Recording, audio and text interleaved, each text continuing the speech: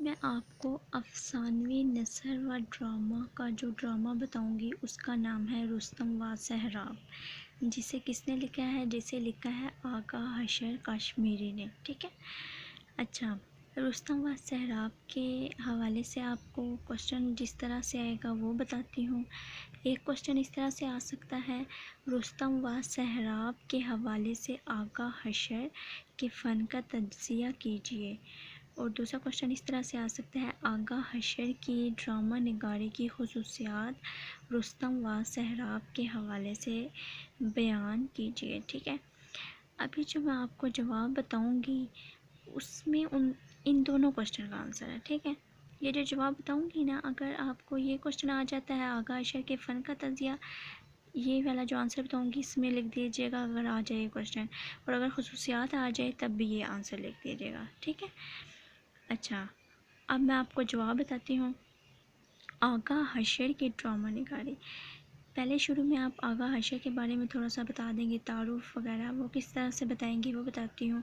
آپ کہنا کہ جو آغا حشر ہے نا کشمیری، وہ اپنے تعارف کے لیے محتاج نہیں ہے، ٹھیک ہے۔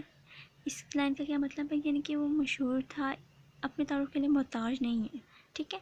وہ متنوع صلاحیتوں کے مالک تھے، مطلوب صلاحیتیں کہ ان میں نا بے شمار صلاحیتیں تھیں۔ کیا کیا صلاحیتیں تھیں وہ بتاتی ہوں، کہ اچھے شاعر تھے، شعلہ نوا خطیب تھے، عظیم ڈرامہ نگار تھے، بہترین مزاح نگار تھے، وہ زمانے کے کامل فیاض اور درد مند دل رکھنے والے انسان تھے، ٹھیک ہے۔ اس کا کیا مطلب ہے کہ درد مند دل رکھنے والے کہ دوسروں کا احساس رکھتے تھے، ٹھیک ہے، یعنی کہ دوسروں کا خیال رکھتے تھے، کوئی ضرورت مند ہو اس کی ضرورت پوری کرنا، اس طرح کے وہ انسان تھے، ٹھیک ہے نا۔ مزاح نگار بھی تھے۔ یہ ساری آپ خصوصیات بتاؤ گے، ٹھیک ہے۔ یہ ساری آپ بتاؤ گے کہ ان صلاحیتوں کے وہ مالک تھے۔ اور آغا حشر کے فن کی خصوصیات کے حوالے سے ڈرامے کو 4 حصوں میں تقسیم کیا گیا ہے۔ وہ 4 حصے کون کون سے ہیں وہ آپ کو بتاتی ہوں۔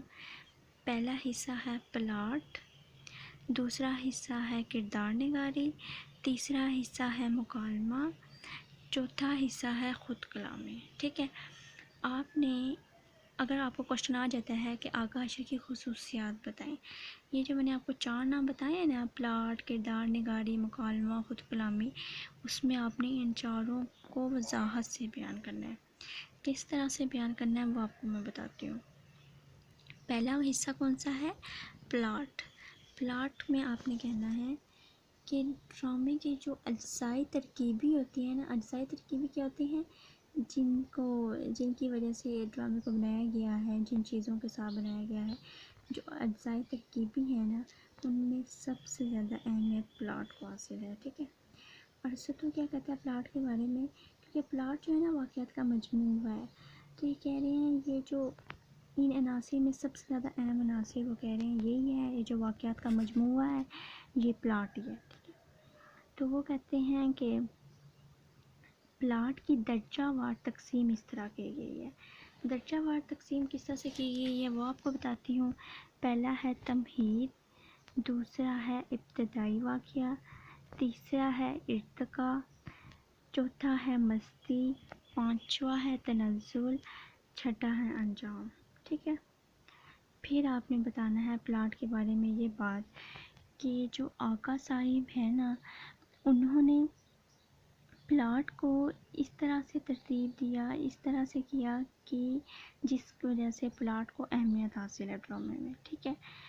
اور اہمیت کس وجہ سے حاصل ہے کہ یہ جو ہے نا کام جو کرتے تھے نا، جدت پسندی سے کرتے تھے، جدت پسندی سے کرتے تھے، اور کیا کرتے تھے کہ وہ جو ہے نا ایسا کام کرتے تھے جو خامیوں سے پاک ہوتا تھا، اسی لیے اس کام کو پسند کیا جاتا تھا۔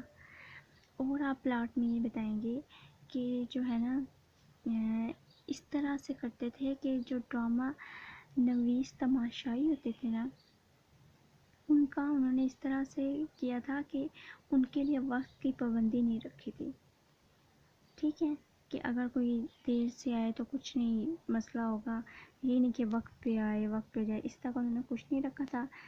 اس سے فائدہ یہ ہوتا تھا، اور وہ اس طرح بھی کرتے تھے، جو ڈرامہ نویسی وہ کرتے تھے نا، شروع میں کبھی بھی اہم بات نہیں بتاتے تھے. وہ اس لیے نہیں بتاتے تھے کہ جو تماشائی ہیں نا اگر تھوڑا سا دیر سے آئے نا تو وہ اہم بات سے محروم نہ رہ جائیں. یہ ان کی اچھی بات تھی تاکہ جو تماشائی ہیں نا وہ بھی اہم بات کو سنیں. اور ایک اور پلاٹ کی اہم بات کیا ہے کہ جو قدیم روایات ہے نا اس میں پلاٹ کو 2 حصوں میں تقسیم کیا گیا ہے. ایک حصہ یہ ہے کہ جو ایک کا تعلق اصل قصے سے ہوتا ہے اور دوسرے کا تعلق تفریح سے ہوتا ہے. ٹھیک ہے، تو یہ جو پلاٹ ہے نا اس میں ان دونوں کے درمیان تعلق پیدا کیا جاتا ہے. ٹھیک ہے، دونوں کے درمیان تعلق جب پیدا ہو جاتا ہے، اس کی مثال اس طرح دی ہے جیسے ترکی ہور. ٹھیک ہے، اور جب ان میں تعلق پیدا ہو جاتا ہے کیسے ہوتا ہے، اپنی جدت پسندی سے انہوں نے تعلق پیدا کیا. جب وہ سارا تعلق پیدا ہو گیا پھر انہوں نے تفریح حصے کو نکال دیا. ٹھیک ہے، اچھا میں نے آپ کو کہا تھا نا اس کی خصوصیات میں اس کے 4 حصے ہیں. پہلا حصہ تھا پلاٹ. پلاٹ آپ کو آ گیا سمجھ. پلاٹ میں آپ نے یہ بتانا ہے کہ ایک اس کا یہ بتانا ہے ارسطو والی بات کہ وہ کیا ارسطو کیا کہتا تھا کہ یہ پلاٹ میں واقعات کا مجموعہ ہوتا ہے جس سے اہم مقام حاصل ہے.